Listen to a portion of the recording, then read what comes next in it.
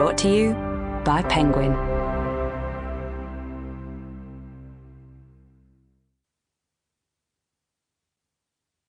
Open When, written and read by me, Dr. Julie Smith.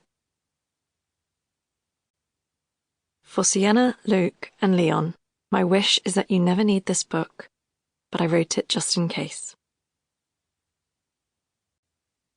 Introduction. In Meditations, Marcus Aurelius said, "Get busy with life's purpose.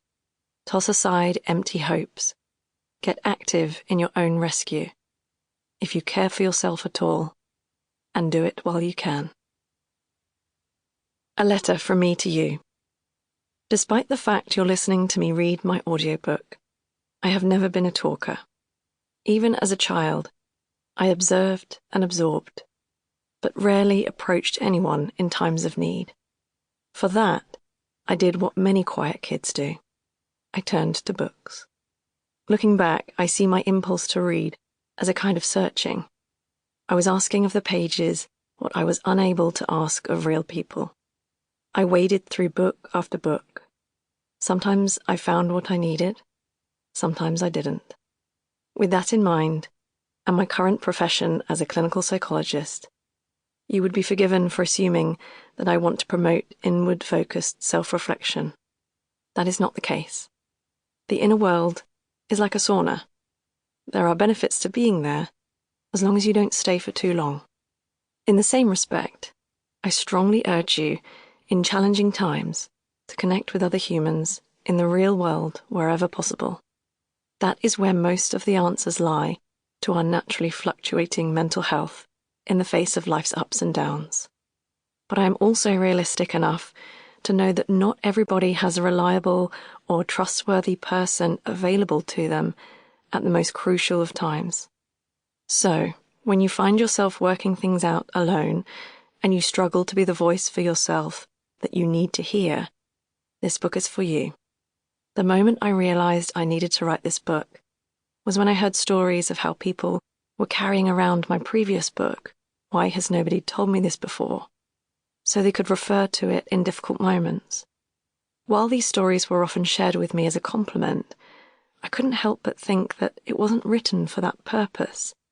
It was the wrong book for the job. That book is filled with the concepts and skills that help people to work on their future mental health, often by looking back at difficult moments after they have passed. Not one of those pages contains the words I say to people as they sit in their most vulnerable moments, raw with emotion.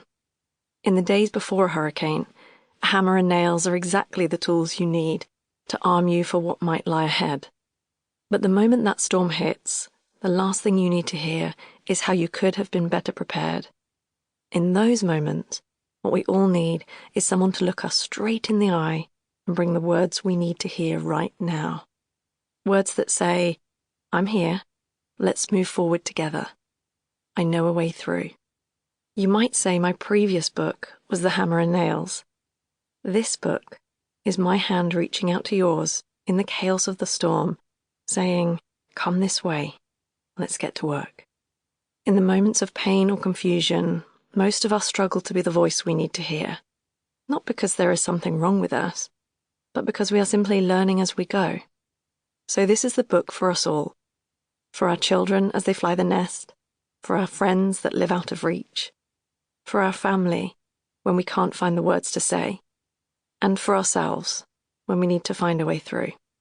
Through my own experience, as both a reader and a clinician, I know that in dark times words can light the way, illuminating a new path that you didn't know you were blind to.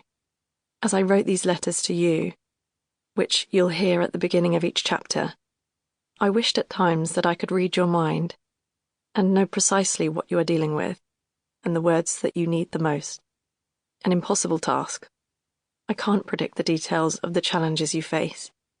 Instead, all I have are the gems I have discovered along my own path and a chance to lay them out on yours. So this book can serve only as a lighthouse, unable to pull you from the water, but able to shine a light in this direction and that. Sample complete. Ready to continue?